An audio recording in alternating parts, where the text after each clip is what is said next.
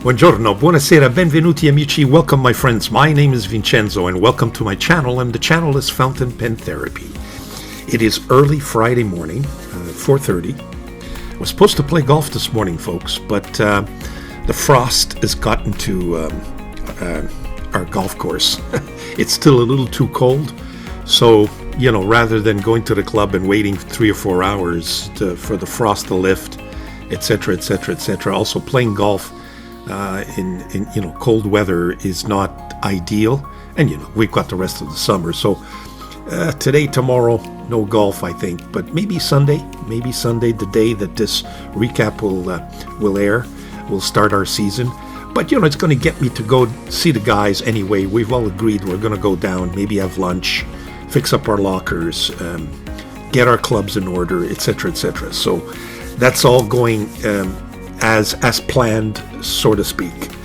But for this, I've got a great show for you again tonight, folks. It's difficult to create content for a recap for an hour and 30 minutes to try to talk about pens, paper, and ink, and to try to give you some novelty and something new every week. But we always manage to do it, and I think I've managed to do it once again.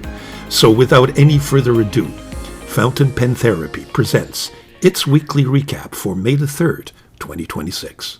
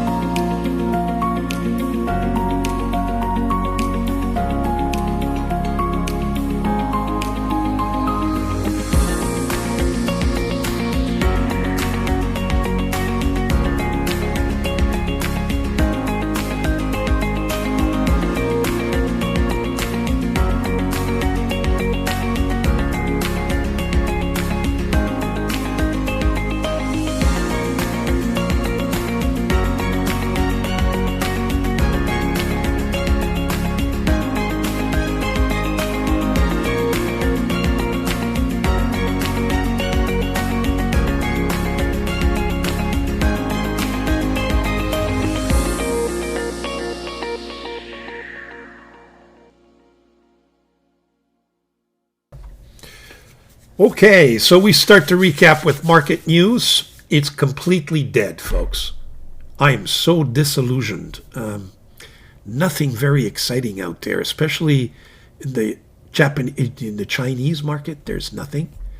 Japanese market is overpriced, and everything in between. It seems like, at least for me, there's nothing exciting. But let me show you what I was able to find that I believe is somewhat interesting. I'll go to my computer. Here we go. First of all, Goulet Pens appears to have, everything that's new out there that others have as well. So I figured we'd go through Goulet Pen site. You have the new TWSBI Echo, but, it's passé. Yes, it's a different color. It's root beer, but, you have one, you have two, you have three. How many do we need, Again, the same thing, the Ritma, but again, for people who don't have this yet, they're very, very nicely priced. I mean, it's $56 for the TWSBI Echo, $44 for the Ritma Monteverde.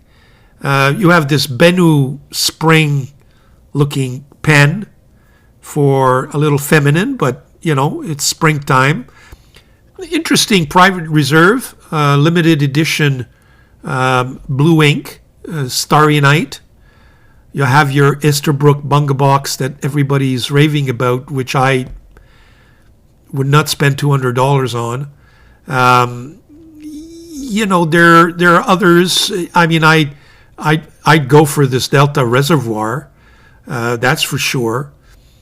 You got some more expensive pens. You got this Delta DV at $300. Some inks. So my feeling is that if you want to see what's new, check out new arrivals with Goulet Pens. That's basically what others have got as well. But I did want to take some time, and maybe a little more time, to discuss one site that I've had some success with so far. Whoa, let me just bring that back in. I don't know what happened there. Here we go. That is the auction site of Invaluable. I think you've got to register, etc. But if you look up fountain pens, you'll see there's a couple of auctions coming up soon, but some very interesting pens. Now, the prices we see here, of course, starting bids, so we don't know how it's going to end. But you could start with a Platinum 3776 at $35 US. And sometimes people forget to bid. You put in a low bid and sit on it and see what happens. That's the way I got my Montblanc, by the way. You've got some Wall Eversharp, the more expensive ones. You've got some really interesting Aurora pens that if you can pick up at lower prices. And you're not, look at this Namiki at $750. It's not going to go for $750, but you never know. You never know. People forget to, forget to bid or counter, and you can pick up something. And you keep your price. You don't increase it. If it wins, it wins. If it doesn't, it doesn't. Same here. A set of Graf von Faber-Castell, the Guilloche, fountain pen roll ball. The bid so far is $175, which is very, very reasonable.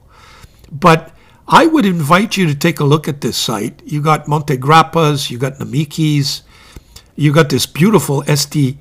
Dupont Olympio, 200 starting bid.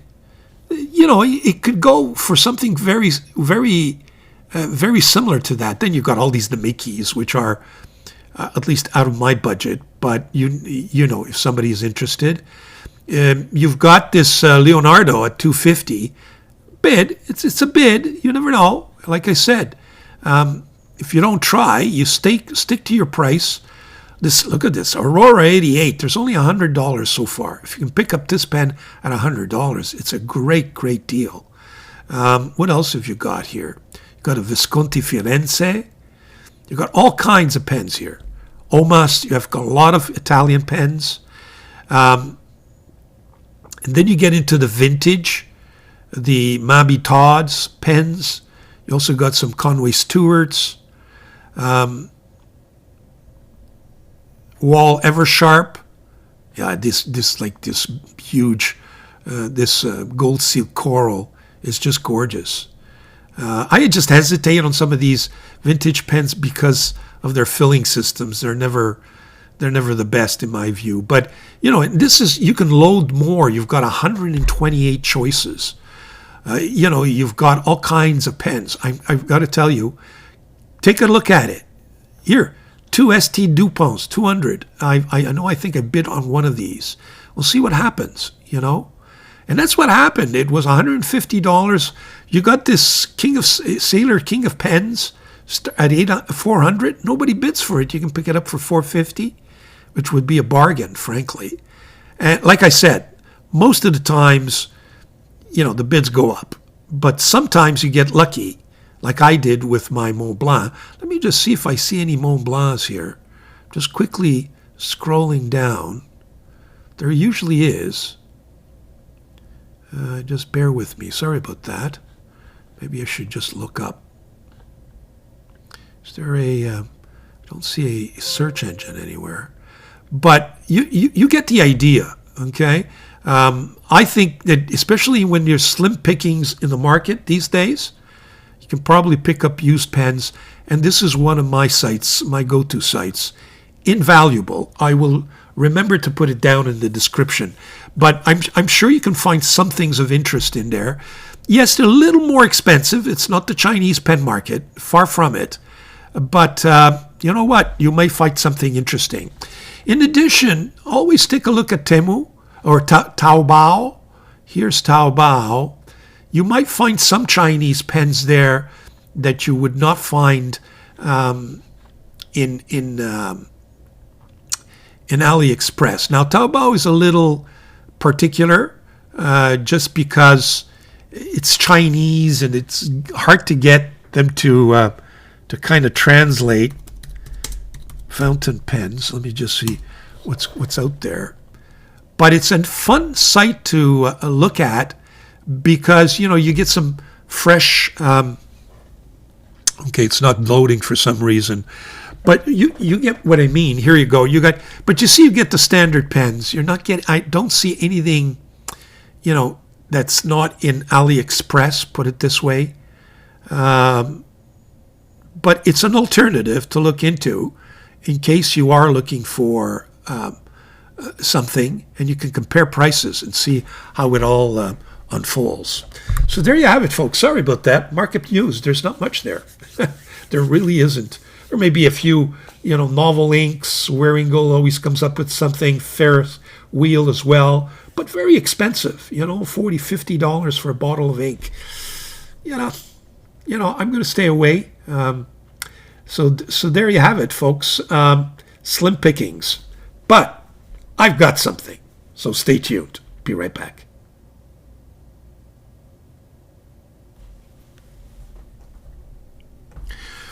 Okay, so as always, we're going to start with what's new in the fountain pen therapy studios in terms of paper, ink, and pens.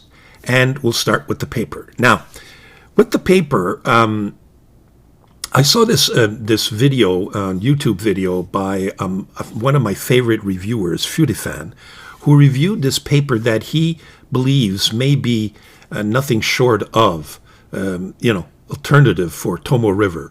And, what better timing, right, folks? So the hunt continues. You know, I was planning to kind of wind that challenge down, but every week I get introduced to a new paper that could conceivably be the ultimate winner. And this time it's a paper by the name of Mark's Edit. I think it's a company that was bought by Pilot. And Fulin reviews the paper, and I was enchanted.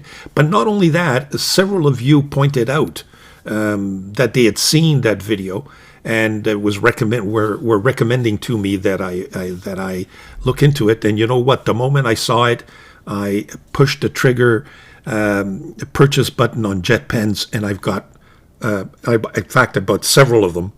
And so we're going to be able to take a look at them right away. Let me cut to my overhead camera, and we'll do some unboxing. Where are they? Here they are. Okay, here they are. So I ended up buying 3 just because they were low in stock, and based on Fulin's review, I saw that there was great potential for this notebook. So I said to myself, while it's there, especially the lined version, so I bought 3 of them. Now, how does this work?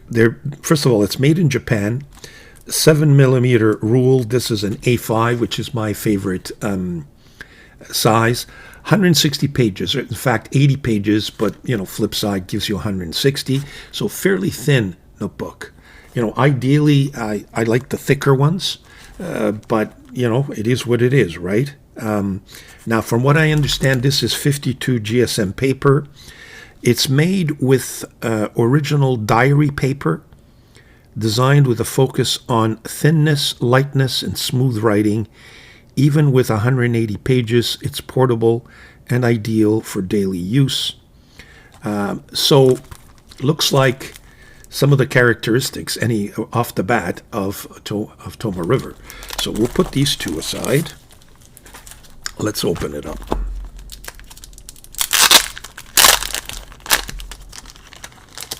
And by the way, Jet Pens delivered this thing to me really quick. I was hoping to get it for this week's recap, and I did. So far, very nice. Looks like it's a it opens up nicely, so not a problem there. Nicely bound, soft cover.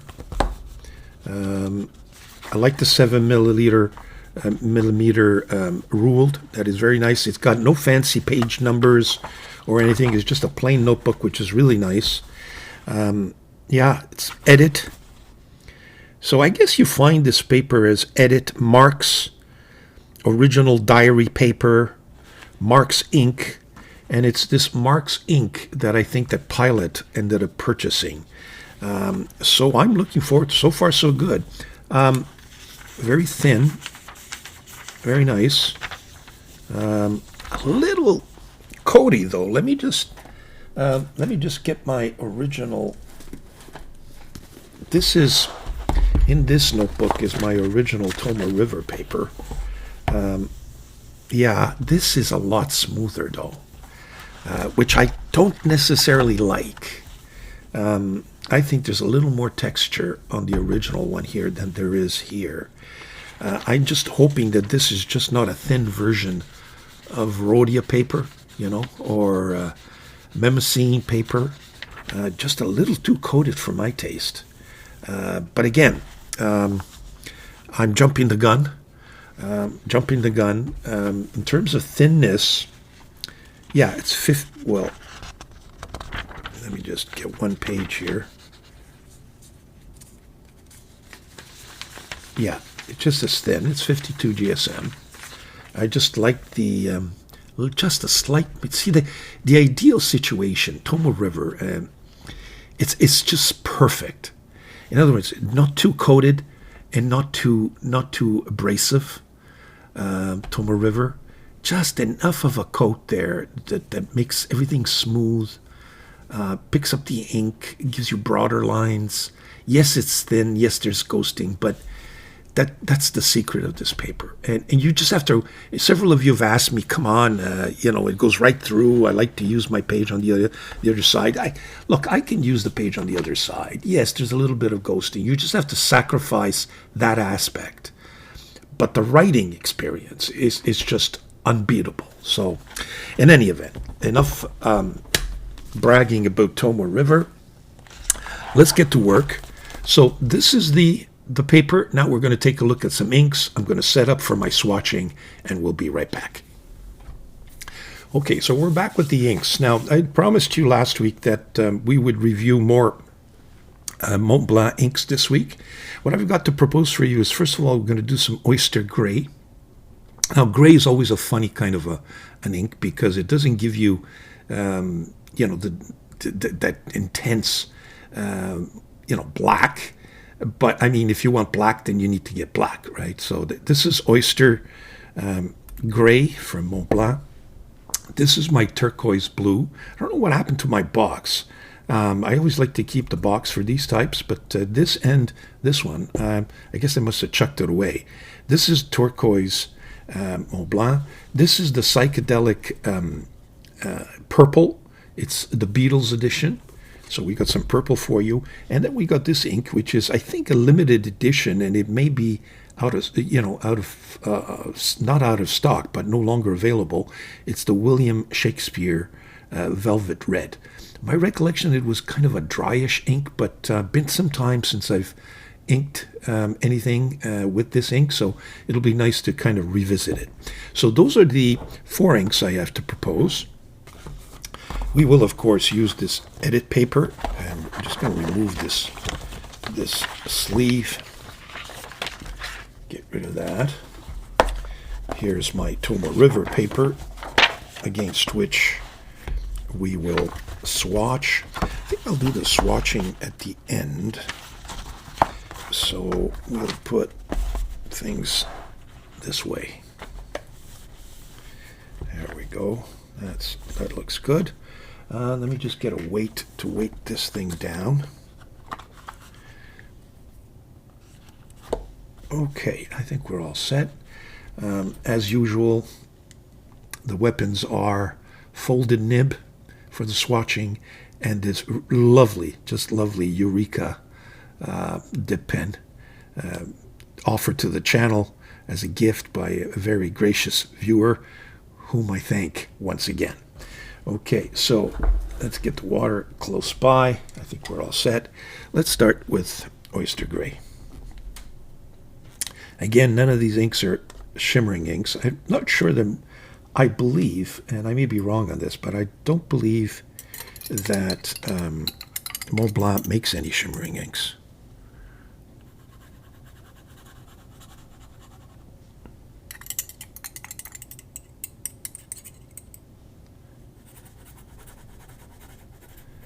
Yeah, never fond of this oyster gray.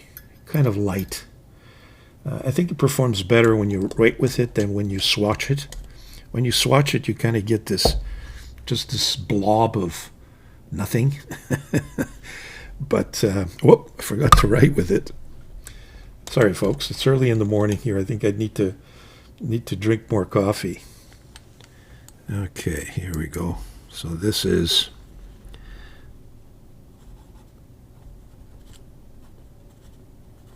MONTBLANC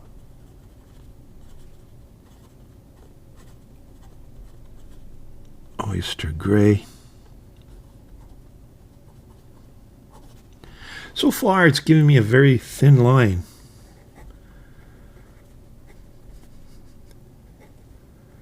But I think it's got more to do with the ink than the paper. Okay, so yeah, light ink. Figured I'd show it to you just in case you guys have seen it and are tempted by it.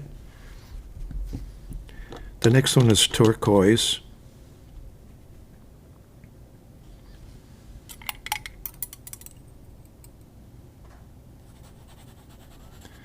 That's better. I can tell you folks that this edit paper is very coated. So we shall see if I agree with my friend at Fulin that this is truly an alternative. The verdict's still out. I have great hopes for this paper, so I just hope I'm not disappointed. You know what? It's coming down really, really thin.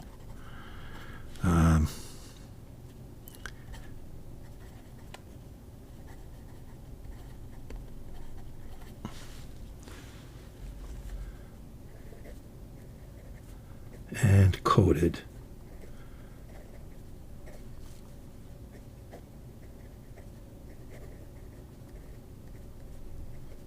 Not an easy thing to find that balance, you know. And it may be that, and I know that my recollection of Fulin's video is that he kind of concentrated on the swatching and how the ink is reflected on the paper when swatched.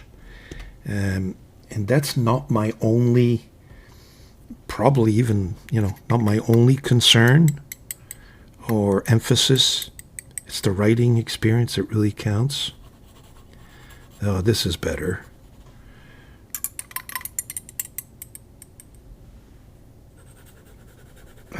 You could just feel the difference. You just feel the difference.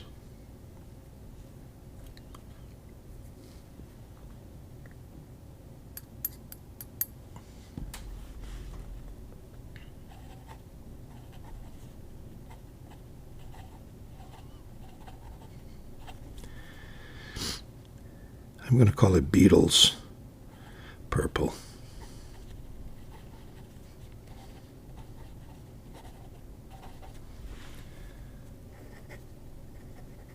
There's just so much more feel to the Tomo River. Whoop, Beatles.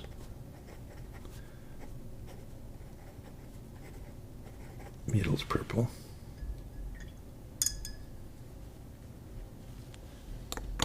Beautiful ink. One of my favorite purple inks. Definitely. Okay, my friend here, Shakespeare Red. I haven't done this one in a while. There's usually a lot of crusting when you're dealing with red inks. My belief is that they're the messier inks. They kind of crust up in your pens and harder to clean. There's just something about the red dye that that's a nice red. Yeah, it's kind of just a little bit like diamine oxblood, I think. Okay, let me just dip that.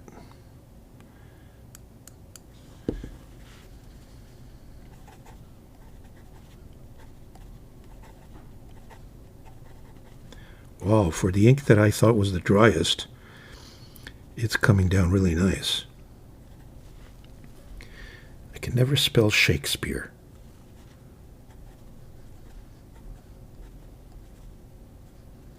Here's where it gets tricky. It's what happens when you speak French, Italian. You're always mixing up the spelling of things.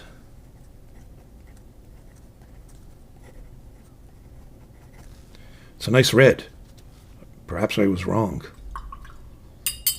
Put it back in my favorite red section. Well, folks, that's a nice variety of color. We're going to let these things dry up, and we'll come back in. I promise I'm going to do some writing, maybe exclusively on this paper. I really want to test it because I was, very enthusiastic about it, and I just hope I'm not disappointed. So far, not great. I got to tell you, so far not great. But we'll be right back. Okay, so we're back. The drinks, the inks are dry. Here they are. As you can see, the gray gets nicer when it dries. The blue is pretty similar, although I think it's got a little more shading and sheening on this edit paper than it does on the Toma River. You could see the sheen on my beautiful purple, Beatles purple from, you could tell, very nice color. And look at this. Even the drying time, I waited long enough. I've got blobs here of wet red ink on both. So even in terms of drying time, pretty equivalent. And in terms of gray, you could see the shading there is very similar. It's just the turquoise, and sometimes it's just the way you swatch it. But I can see why Fulin, came to the conclusion that pretty similar. In terms of what we see on the other side, as usual, you'll get some, some penetration. It's a 52 GSM paper, so a little bit of ghosting, but again, very similar. Seeing the same inks are going through, which is the red and the purple. The gray and the blue are a little more behaved. The ghosting is also almost identical, just a tiny bit, but not much. Although I found that the writing came down really thin here. So far so good. It looks like there are several similarities, but again, in terms of the ink swatching, but I just got a feeling that there's a little more coat to this paper than meets the eye. But we'll be right back, because now we're going to put some pen to paper. Be right back. Okay, so we're back with the pen haul. What do we got for you in terms of a pen haul? Well, I've got two pens and one pencil for you. Let's start with the pencil. Be right back. We'll go to my overhead camera. Now, you see 4 of them here. They're all Kurutoga, and I think this is not the pen I've got. You've seen this one before. This is the Kurutoga. This is the big one, so to speak, that's kind of revolutionized mechanical pencils, because it's got this rotating tip. So as you write, the tip rotates so that you have an even and constant lead, I guess. It doesn't get used up only on one side. Some people hate it because there's kind of a soft nature to it that some people don't like. But that's its main feature. And I've got several other Kurutogas here. And the one I added to my collection is probably the cheapest one of them all, which is this Uni Alpha Gel pencil, which it's got this soft gel section grip, which is really nice. So we'll do some writing with this in just a few minutes. It does have the rotating tip. It's mostly plastic. That's why the price is really cheap. It's under $10. I don't like, the clip is kind of flimsy here, but the reason for it is that you can switch off or on the rotating feature, which is good, I guess. But I got to tell you, very flimsy, very plasticky. But I thought I added to my collection. Now I think I have most of the Kuratogas. So there you have it. That's the, and we'll do some writing with that in just a few seconds. So that's the pencil that I've added to my collection. Now, in terms of pens, what pens have come into the fold this week? Well, first and foremost, I got another Asvine pen. Now, before you get excited, no, there's really no novelty in terms of a new model, and it's really slow. It's just kind of, Chinese pen market has always allowed me to purchase pens for you guys at reasonable prices. There's all kinds of pens out there right now, but at ridiculous prices. But there was this one that I thought I'd add to my collection. It is brand new, I think, to the extent that this color, this is the C80, and they've now added this ivory to the mix. I got to tell you, the ivory is impressive. Now, white ivory colored pens are always a little messy when you ink them. But you know what? It's okay. I'm getting used to them. I've got that, ivory white panda white on my 630 and my 930 from Wingsung or Yunlai. So I'm kind of getting used to it. I've also ordered the Wingsung 629 in that panda white. I'm waiting for the nice 628 to come out.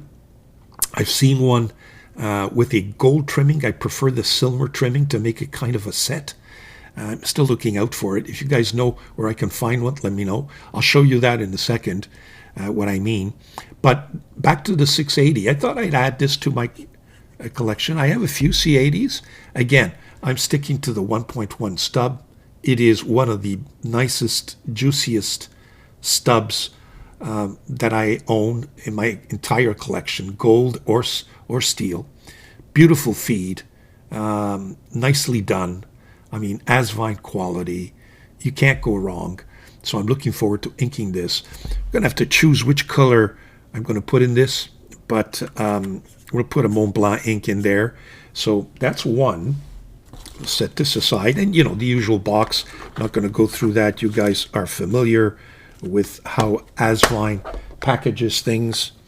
The next thing is, and I got to tell you guys, I was a little bit surprised at this pen. Pleasantly surprised. So here it is. It is another Fulin pen.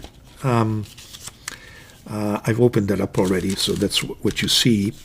It comes with, what is this? Maybe just instructions. Oh yes, they would put this paper because this is for the testing for Chinese handwriting, I think. I remember seeing this in the other Fulin that I own. So this is instructions on how to fill the pen. And from what I see, it's a vacuum filler. Interesting. Based on the instructions. Oh no, these are just instructions for all their pens. So we're going to see which one this one has, if it's cartridge converter or piston. It's all, unfortunately, it's all in Chinese, but it has good illustrations. So I think and we're familiar. I think we can wing it. There is this little tool that I've seen in other pen offerings, which I guess is to play around with your nib in case the nib is a little too tight. And here's the pen. Nice box, magnetic shut, which is unusual for Chinese pens. It's the Fulin 353. It's got a familiar look to it with some differences. First thing that comes to mind is the MONTBLANC 649, of course. I'm going to be reviewing, I think, this pen in detail. But in the meantime, I did want to show it to you. It's got that juicy flex nib with the double layer there. This is the way I've chosen this one. This is supposed to be a broad, 1.1 or 1.0 thickness, so which is wider than the other Fulin that I own. But there you have it. The other one that I own is this one. Yep. So the other one I own is this, the Fulin Flex. I don't have a name for this. For some reason, I just look at my database. There may be, it's kind of wood, multicolored, and there is the nib, which is similar to this one. Now, I believe that one is finer than the other. I just hope I didn't order the same one. It doesn't... I'm not sure. It's difficult to tell just by looking at them, but hopefully I've ordered, because I did want to test a different size. They both have Fulin, and it's not fully Win. I know some of you, when I was reviewing this pen, said we confused this one with fully Win. It's not fully Win. It's the Fulin pen. I like this, the way this is kind of shaped. I guess this helps the posting. Yeah, you can screw it in. Now, is this a cartridge converter? I believe so. Yeah, it's a cartridge converter. So it's a very good-looking pen, I got to tell you. Nice feel.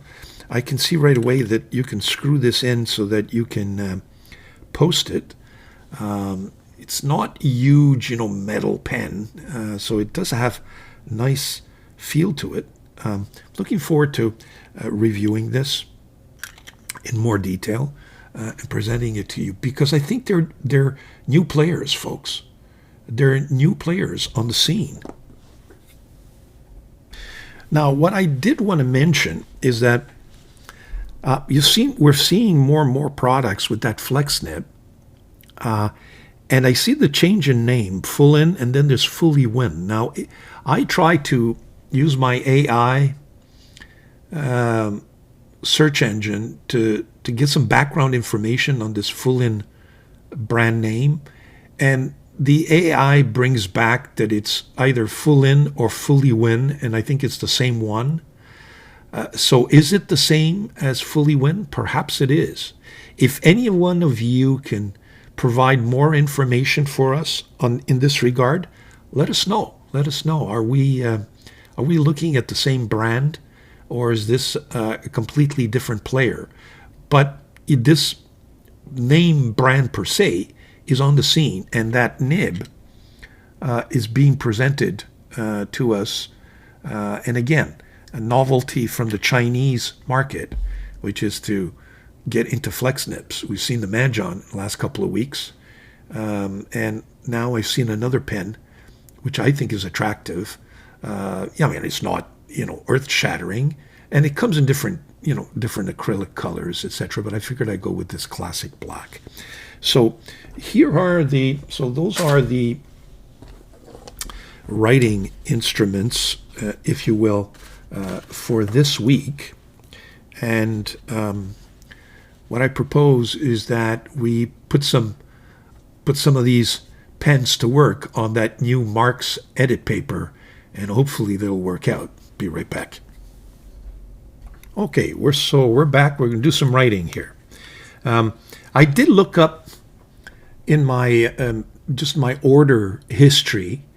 This Fulin doesn't have a name, at least when I bought it. It didn't have a number or anything. Perhaps it does now. And it was a 0.7 as opposed to a 1.0. So there should be some difference between these two nibs, but we shall see in a few seconds. Let's start with my majestic Asvine. Let me just close up a little more so that we could appreciate the handwriting and the paper a little more.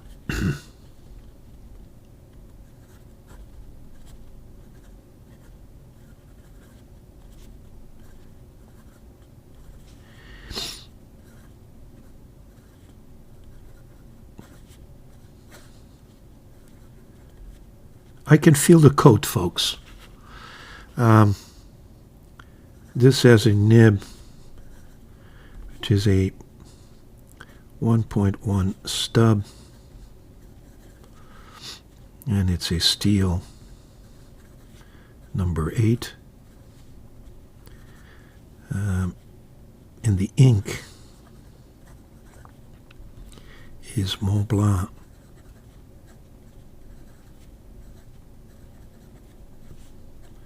Turquoise. Now, just so that you can appreciate a little bit better what I'm talking about, let me put side to side. Whoop, sorry about that. I just dropped something. My original Tomo River paper.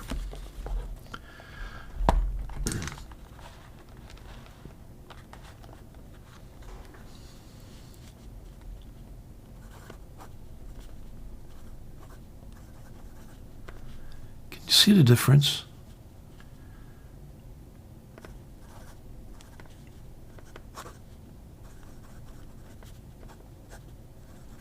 First of all,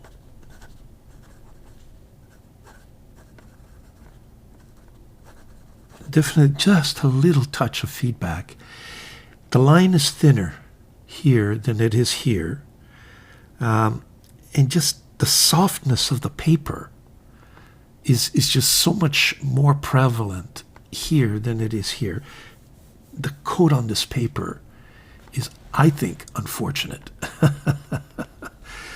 But am I being like subjectively, like, I'm kind of like subconsciously, sabotaging the whole challenge, where I have this preconceived subconscious feeling that there are no alternatives. I don't know, but I think there's a little difference. Let's now compare. This is the Fulin. Now, wait a minute. Does this thing write? It didn't. It had dried up on me, so I had to prime it a little bit. But so this is the Fulin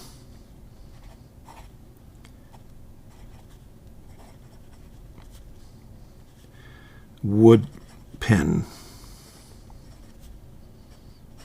for lack of a better word, and it's a 0.7 flex long knife. It does have that long knife tipping, as you can see. Okay.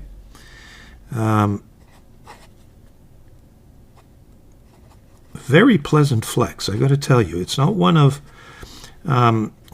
flex is a big word, and sometimes we throw it around, I find, a little bit too loosely, and I'm certainly guilty of that. It is a very soft and flexible nib to the extent that it does, bend on pressure. But does it have a spring? Not really. So I think what it does is it just gives you that softness, but really soft. And this is a 0.7. So let's compare it to the new one, the 353. So this is the, oh yeah, you could tell the difference immediately in terms of thickness. Can you see that? So this is the 353. And this is the 1.0 flex long knife.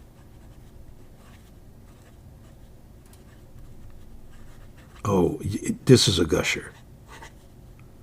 I need to go wider, otherwise I'll mess up. There's definite difference.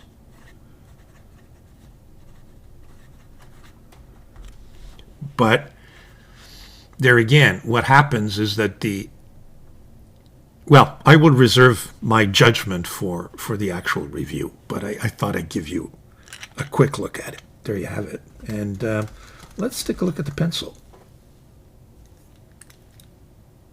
I know some of you don't like pencils and ballpoints, but just bear with me. So this is the Kuro Toga. Wow. the the feeling of this gel is almost disconcerting. It's almost like I feeling. My first reaction was that I was pushing on some skin, you know. Kurotoga, what do they call it? The alpha gel. Alpha gel switch, because you can switch it on and off.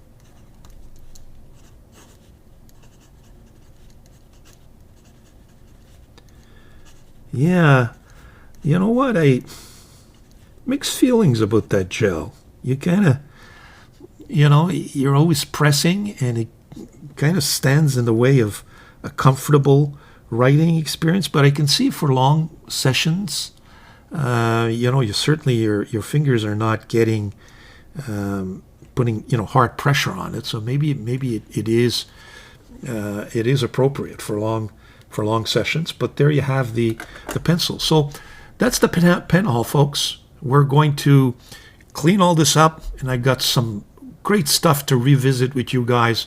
Lots of questions from the viewers. I'm going to try to deal with them all, and at the same time we'll have some fun showing some pens and showing some writing. So we'll be right back. Okay, so we're back with Pens Revisited segment, and there's a couple of pens that I want to revisit for you guys. First one is that, you remember, I was struggling to, this is the Ongdian N, is it 7 or 6? I keep always mixing them, N6, which I find is a gorgeous little pen, and which I recently discovered because of a viewer that it has an ebonite feed. And so I said to myself, this could be an ideal candidate for that new Majon Flex nib. And I had shown you last week that when I inserted and replaced the nib with the Majon nib, that there was a space in between the feed and the nib. There's slightly, you can see just a little bit there, but it's improved. What I did is I removed it and reinserted it such that there's less spacing. So it is doable. And, you know, a lot of you said, hey, you just have to play around with it. Maybe heat setting. Heat setting of ebonite feeds, my understanding, is not an absolute rule. In other words, you don't have to heat set all sections that have an ebonite feed with the nib. It certainly helps. In some situations, it's a must, especially in those Noodler's pens, which I reviewed last week and which were my weapons for this week, which, by the way, were a complete disaster, but we'll get to that in a minute. Some of the Canwrite pens with ebonite feeds, you may want to be, or some of them were the Indian pens, you may want to heat set just because there's going to be leaking, and it's a complete, it's a real process. I know that Goulet Pens has an excellent video on how to heat set ebonite feeds, but in some of the more modern pens, I don't think it's a must. I don't think that when I received any of my Italian pens with ebonite feeds that I needed to heat set them, and certainly not even this Andean. So it is a little bit better. All to say that, let me just close up. Oops.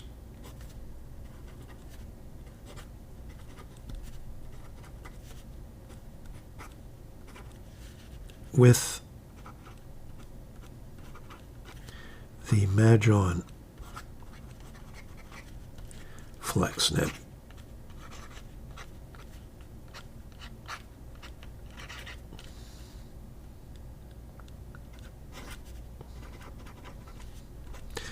I feel a little more scratchiness in the nib because I got a feeling that I may have twisted the twines when I played around with it.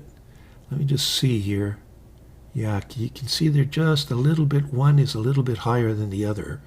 So it's scratching the paper a little bit. So I'm going to have to continue to play around with that. The spacing in between is not bad. There's a little touch right there. You see it right at the tip? But it's okay. Which leads me to discuss, other viewers said, well, wait a minute. Because I thought this was probably the only pen, Hungdian, that has an ebonite feed. And some of the viewers said, wait a minute, I have ebonite feeds in this one, and this one, and it got me to go back and review. And to my great surprise, he had mentioned he or she had mentioned the N6 as having N7 as having an ebonite feed. My N7, which is this peacock, my N7 does not. As you can see, it has a plastic feed. So again, kind of lack of consistency. But to my great surprise and pleasure, this is one of my favorite Hungdian pens. This maple leaf, just because, Canadian maple leaf, if you will. I don't think it was meant to reflect Canadian maple leaf, but it is a maple leaf. And when I opened this up, to my great surprise, I believe that that's an ebonite feed. So we have an ebonite feed in my Hungdian. I also have, and he pointed it out, an ebonite feed in this. I think this is what the A9. Those big number 8 nibs have an ebonite feed, and I had forgotten about that. So that's something that I maybe ignored in the past. Same with my what is it? Is this the N11 or A11? Keep forgetting. The N10. Number 8, ebonite feed. There you have it. I just totally forgot about that. Of course, this is number 8, so I can't replace the Mahjong nib in there, but they do have ebonite feeds to my pleasure. And what we'll do is maybe we'll do some writing with these pens. So let's first take this, again, N7, or is this the N8 now? This is the N8. So Hungdian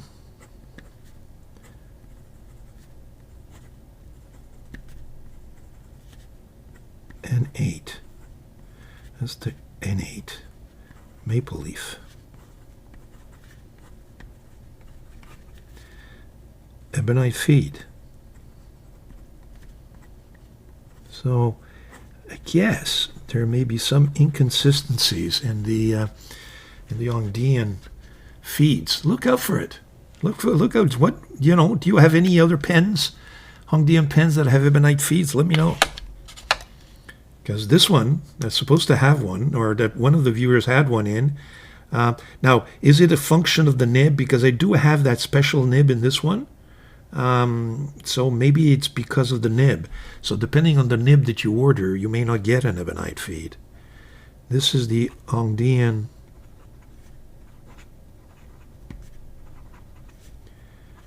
N7, the peacock. Does it have any? Perhaps. No ebonite feed. Not in mine, anyway. But it does have that special nib. See that? Which is their long knife or long blade nib. So maybe that's the difference. And then, of course, you got my A9. Let's hope these things right. Not bad. Hungdian A9 ebonite feed.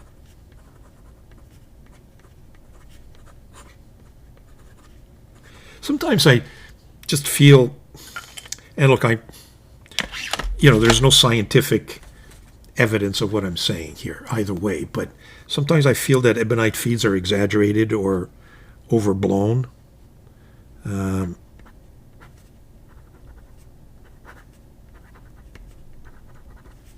And this is the N10 with an ebonite feed. Does it really, affect the flow that much? I mean, the wisdom has it that it does. So, who am I to challenge that? But just out of experience, I don't sense that there is such a difference. Anyway, that's the discussion of ebonite feeds in Hungdian pens that I did want to revisit. The next thing I wanted to revisit is I want to give you some news on my Conklin 1898. I've been challenging this pen now for weeks. I've accused Conklin of, certainly this All-American model, of dry nib issues that are disastrous. I have several pens that I can't use because they keep drying on me. But this 1898, which is the last purchase, they either did something, or this pen has something special, or maybe it's the ink that I've used in here. But so far, it hasn't let me down. Another week has gone by. Let's see if it's still wet or if it's dried up on me. Wow.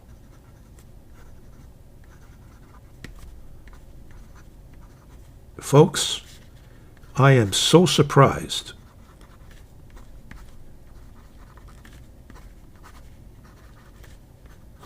There's no signs of, by the way, this paper is very thin. I mean, the lines are very thin. It's very coated. It's not giving me the same joy as Tomo River paper, unfortunately. But it's still excellent. It is an alternative. Now, will it be in the finalists? We shall see. But my Conklin, 10 on 10 so far. And I'm going to put here, I think now it's 4 weeks plus. And I haven't used it. It's just lying in my pen box. You know, no open, no close. This is the first time I open it in a week, since last week. So, pleasantly surprised. Very nice. Now, what else have I got for you? One of my viewers asked, let me just take a cup of my coffee before I fall asleep. Okay. Do you have any Chinese pens that resemble the Delta Dolce Vita? That's the question. And it can be argued that there may perhaps be 2 pens out there, the Chinese pens that I know of, that may resemble the Dolce Vita. I mistakenly said that this pen, which is the, what is it, P139, was an imitation of Dolce Vita. I know the first time I purchased it, and then I was corrected immediately.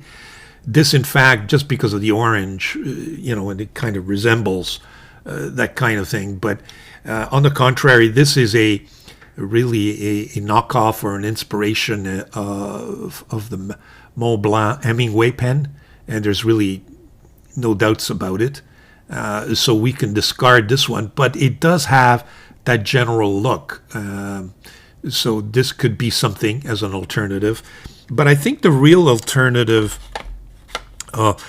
is in this Mahjong or Moonman. I think this is the M400, and if I'm not mistaken, it does come with the orange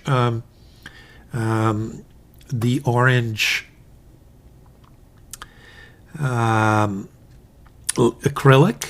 Okay, so there you have it. On the other hand, one could argue that this M400 from Mahjong is perhaps an imitation of this Leonardo. Okay, I think this Leonardo copied Delta, and that's, keep in mind that the owners behind Leonardo were co-owners of Delta. There's no doubt in my mind that that pen is inspired by the Delta pens. But you could argue that this is something that comes close. So if you want to have that kind of sense, of a cap and with a big center band, kind of a ring on your clip with a resin barrel, I think this is the closest thing that comes to it. Let's just write with this pen. So this is the Mahjong. I think it's Mahjong as opposed to Moonman, because it came a little bit later. Mahjong M400. Mine is with the blue resin.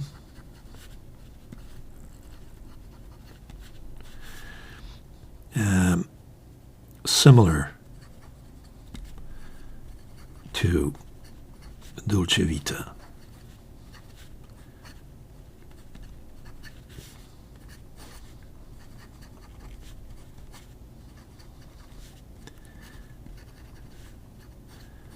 Definitely the writing is coming a lot thinner on this paper than it does on the real Tomo River. And you know what? Some people may enjoy that. Some people don't like that wet,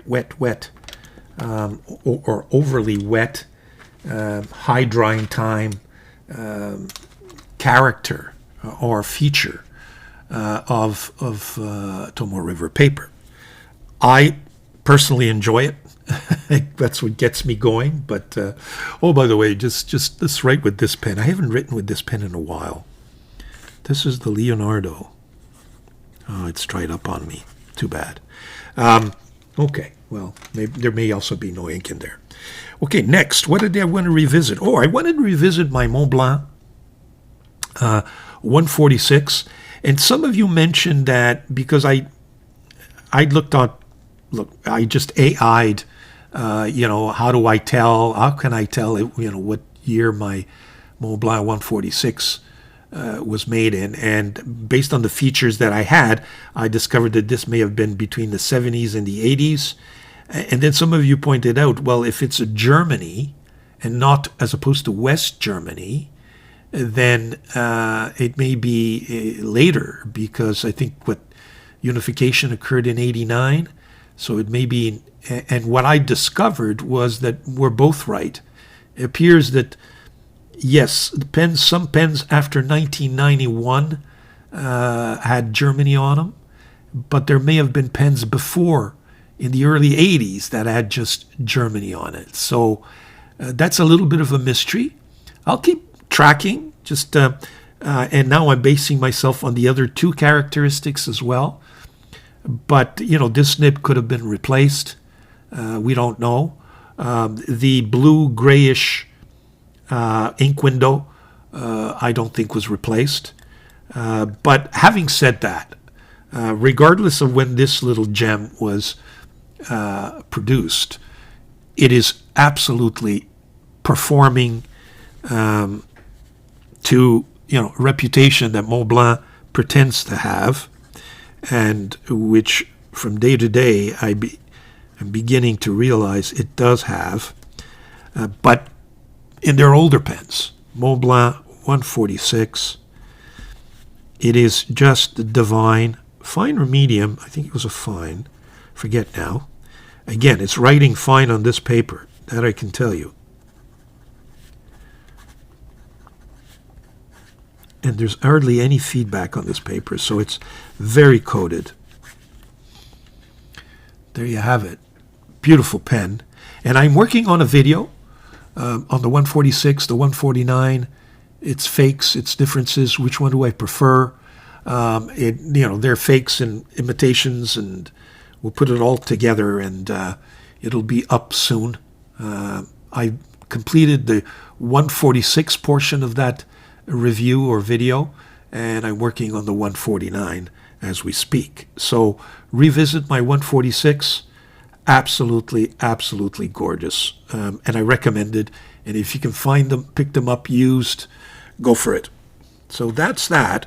What else did I want to deal with? I had one question, which was the viewer purchased a Pilot Custom 845 with a broad nib, and he had to wait for the broad nib because the vendor, it must have been a Japanese vendor, may have stated that broad nibs on that pen are rare. They're not the most popular, and I can see that because certainly in Japan they tend, there's a tendency to go for the finer lines. And he was wondering whether or not he should regret his purchase, having purchased a broad nib on the 845. I can tell that viewer that I do have a broad nib on my 823, which I understand is a very similar nib to the 845. And here it is. Let's see how broad it writes on this paper. So this is the Pilot Custom 823. And it has a broad nib, which is writing much finer on this paper. Now, do I regret having a broad nib? here's my thought process. Yes and no. It's always nice to have, the same pen in different, especially pens like this, in different nib sizes. At one point, I did go through a phase where I was saying, I wonder what the fine looks like, just because I was getting into fine nibs. And what I regretted was that all of my other Pilot Customs, the 742 and the 743, all have this special. So this is the Pilot Custom 742. Rather than have a normal nib, this has the FA nib. The kind of flexi nib. So I still haven't been able to size up what a fine or a medium fine in Pilot would feel like.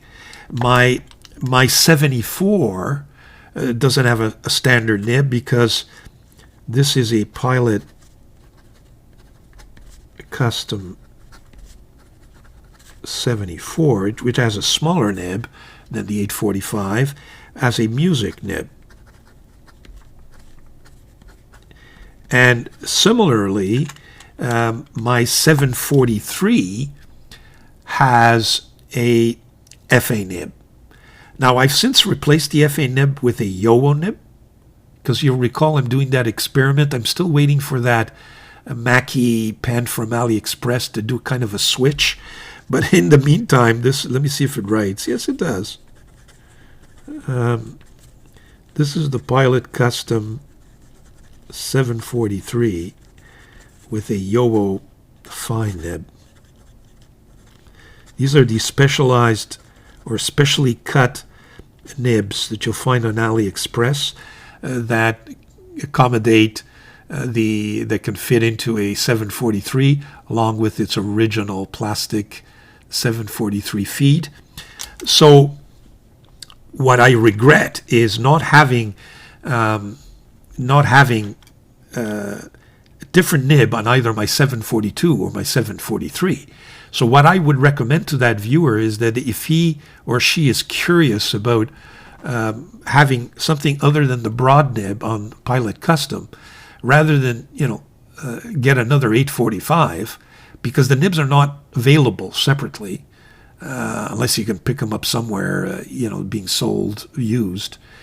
But you can pick up a 742, and even better, a 743 at much lower cost, and experience maybe what the finer nibs feel like. I'm not sure about the 912, whether 912 has a size 15 nib. I forget now, but that could be an alternative for that viewer. So I did want to revisit my Pilot Customs, and I can tell you I'm on the hunt for a 742 and preferably a 743 that has a fine or a medium nib, just to give some diversity to my Pilot Customs. I haven't got to the 845 yet, and I think if I'm going to get any of those Urushi ones, I'd probably go for the Monster, the big one, as opposed to the 845. Maybe save up, and but now the prices have gone up, so I regret not having purchased that pen before the price increase. But there you have it. I think, let me just check my notes just to make sure.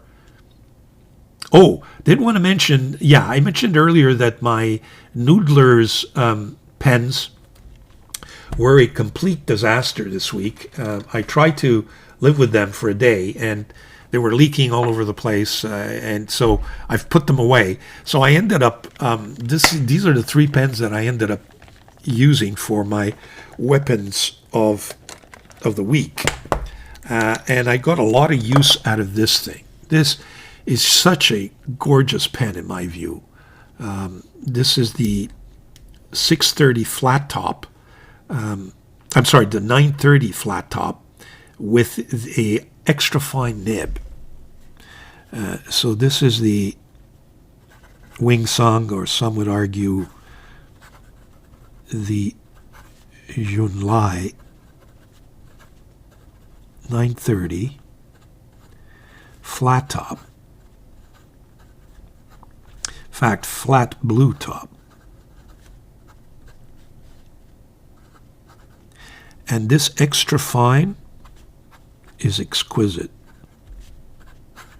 As you can see, it doesn't write like an extra fine. It's somewhere between an extra fine and a fine. It's a little bit thicker plus here, but when you have to deal with a kind of a notebook similar to this one, this is my Chinese imitation of the Obonichi, and you need to write small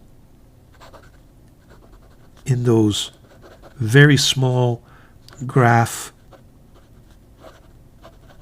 squares.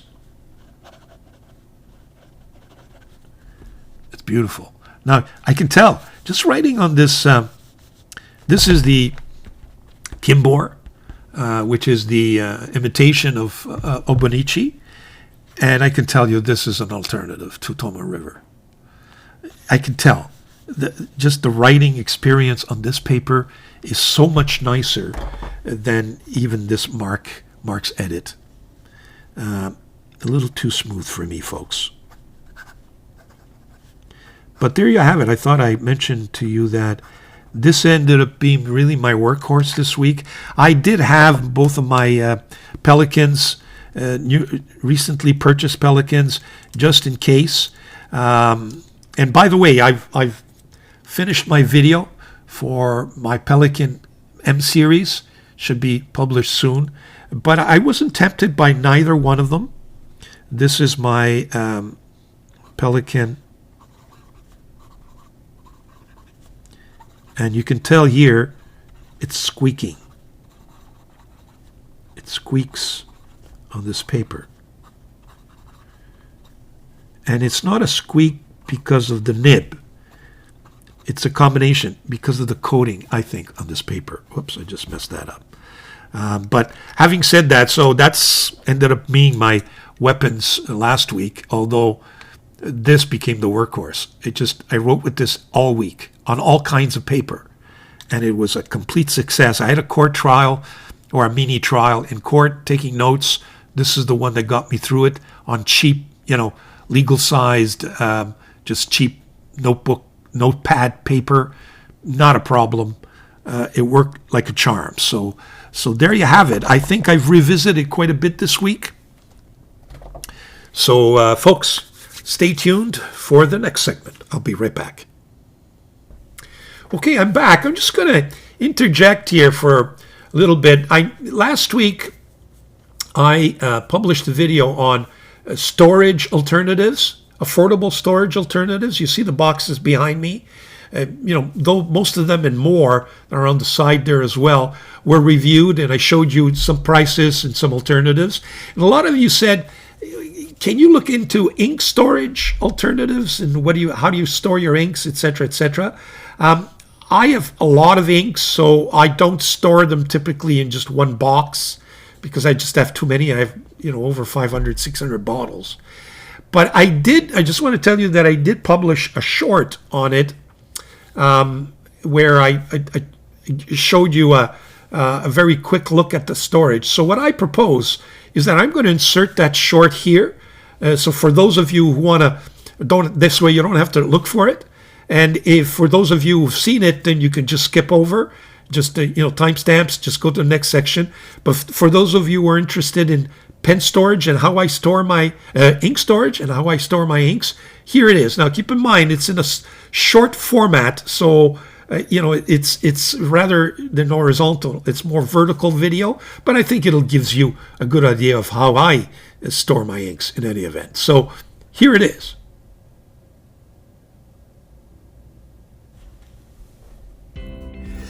Buongiorno, good morning, folks. This is Vincenzo from Fountain Pen Therapy. I hope you're doing well. I just finished publishing my weekly recap. It's Sunday morning, and I've been working on that all weekend. And after you do a recap like that, you got all kinds of cleaning up to do, especially with your inks. Got to put everything away. And as I was doing that, I just took a quick look at my ink collection just to try to plan things for the coming weeks.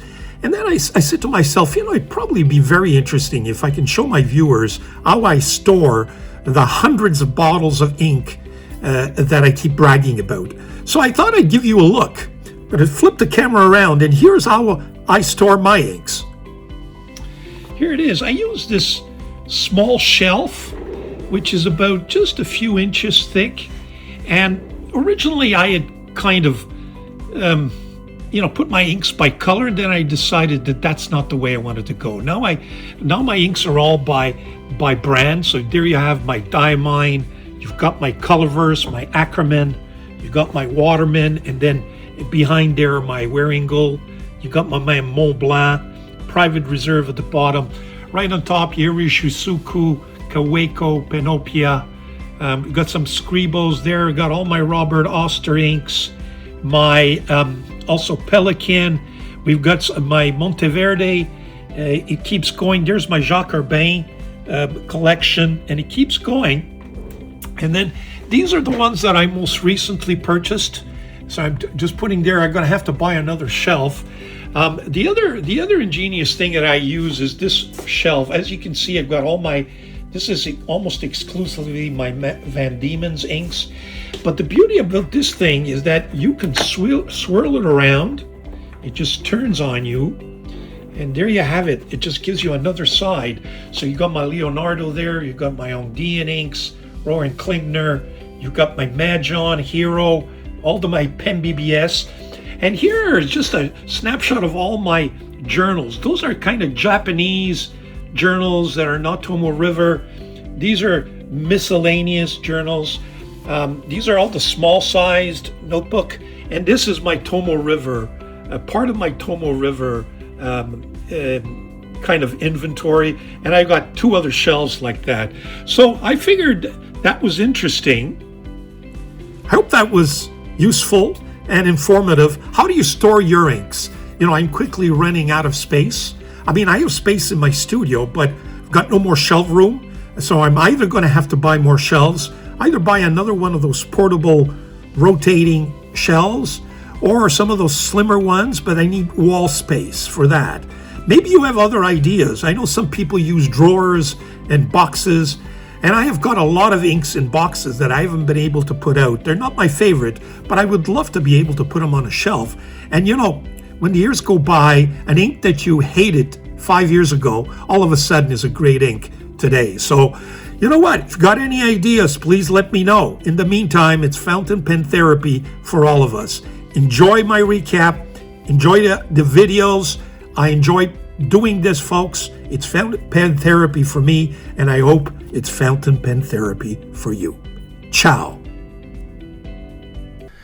Okay, so we're back with the next segment, which is my weapons for next week. As you know, I always try to find a theme or something that inspires me so that I can make my choices. And I just wanted to give you a little bit of inside personal stuff. I just became an Italian citizen again. So now I have dual citizenship. Some of you may remember, I was born in Italy. I was born in Sorrento on the Amalfi Coast. I lived in Rome for, my first 6 years of my life. Then the family moved to Montreal. We immigrated, and I've been living there ever since. But once you became, in the old days, when you became a Canadian citizen, you renounced to your Italian citizenship. That was the end, and which is okay. But recently, the Italians or the Italian government has allowed dual citizenship. And so there's various ways to acquire it if you're either born in Italy, such as myself, or if you were born elsewhere, but you were born at a time when your parents were still Italian citizens, like my wife. So I found myself in a situation where my wife and my children had become Italian citizens, so I had dual citizenship. And the undersigned, who was actually born in Italy, could not become one because I had renounced. And the old rule was if you renounce to your Italian citizenship, that was too late. It's done. Then the government changed things, the Italian government did, and allowed for Italians to reacquire their Italian citizenship, provided that you fit it in certain periods of time, etc. So, you know what? I applied, and there you go. I obtained my Italian citizenship. So, lately I've been very nostalgic about returning to Naples or the Amalfi Coast. I may do so during the summer. We're planning something with my wife. Maybe we'll go see Nino Marino once again and the Delta factory. We shall see.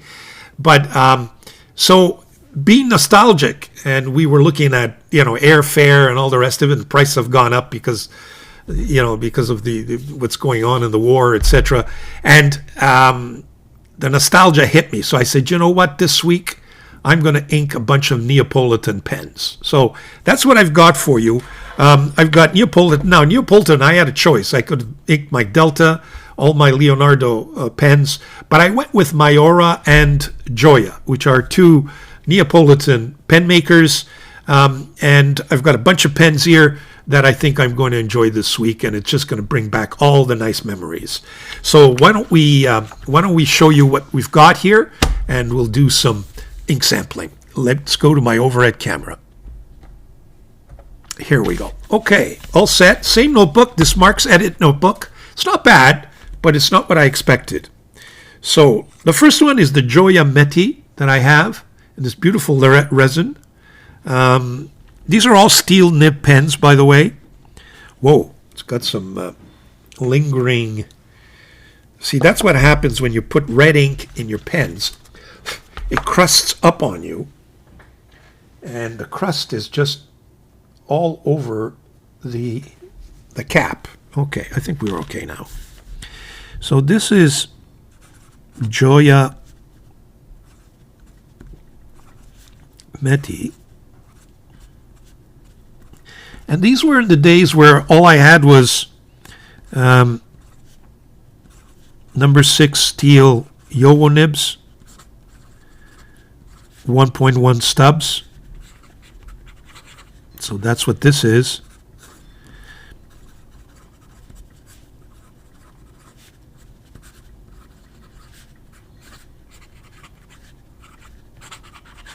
And I repeat, never give up on your tastes, because they develop, and enjoy when they do. This is the Gioia Alleria. This is my first Gioia pen. I don't know why they don't make more pens. It's just unfortunate. Really unfortunate. Okay, so this is Gioia. I think it's the Alleria Grande. By the way, I put in that Montblanc. This one is the turquoise Montblanc. This is the Montblanc Oyster Gray. But it's fairly dark. So I got a feeling, because I just re-inked it over the old ink. So it's probably got some dark blue and oyster gray Montblanc ink in there. That explains why it's coming down so dark. Again, it's got a 1.1 stub.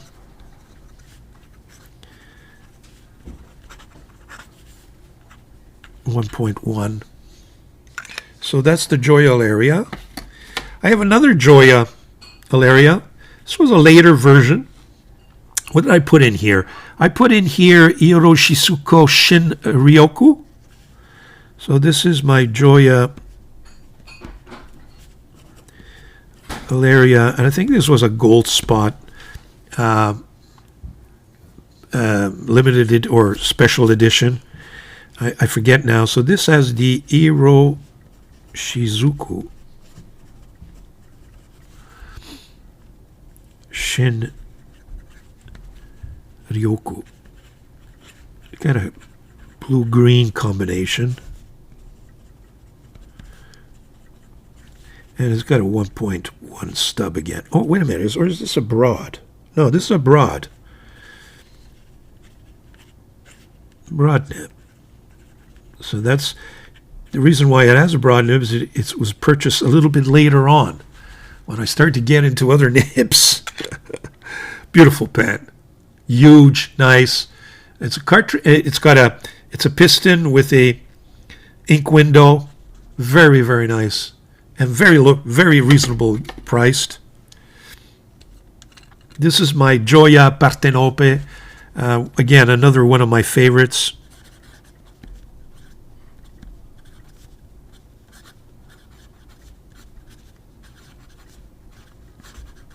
The Italian flag all over the place, and it has a this has a cursive italic fine nib.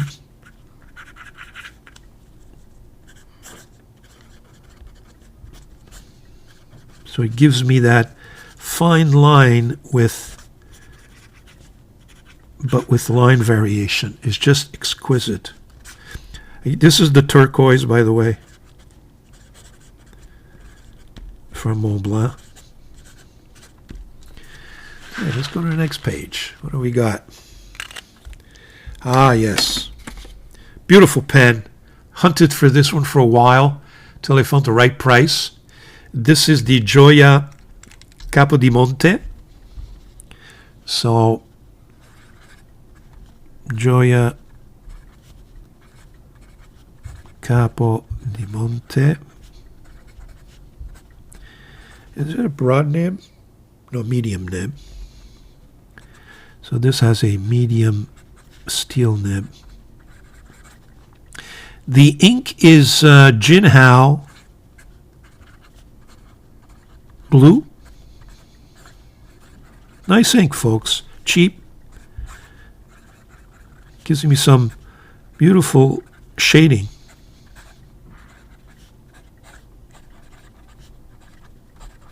Yeah, and you can see how thin the line comes down on this paper.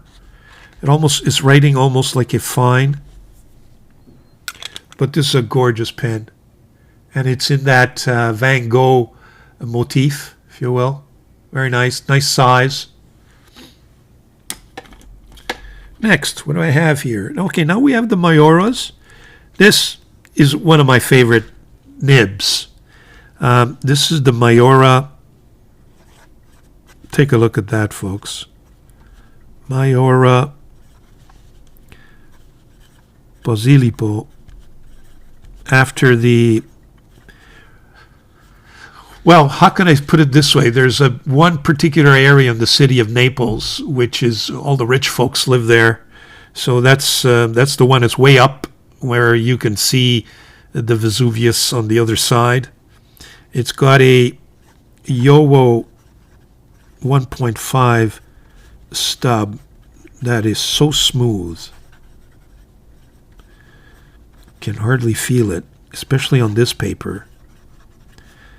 Because of the coating, there's no feedback whatsoever. Just beautiful.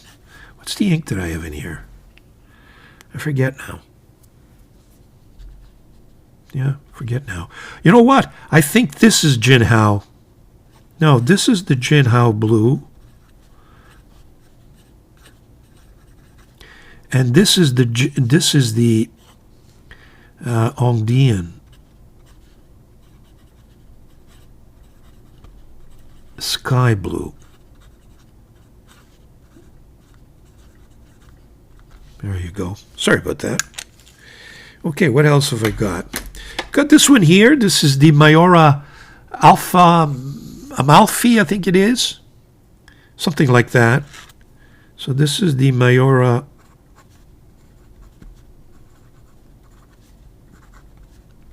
Amalfi. Again, celebrate my coast. It's got a steel number 6, 1 point, is it 1 or 5? 1.1. A little dry. I just inked the converter with Montblanc Beetle's purple, but I've got a feeling that it still has leftover of the blue ink, which is crusted over And it's never the right thing. I'm just doing this quickly, but I should have washed it out. And so you can see that it's not perfect. And last but not least is my Mayora. Now this one is is this another Posilipo? No, I just looked it up. It's the Mayora Aventus Amore. It's got a similar shape to the Posilipo. So Mayora Aventus Amore. And this one has the Montblanc. Whoop. Missing an L. Shakespeare. Red. So that Shakespeare Red is not bad, folks.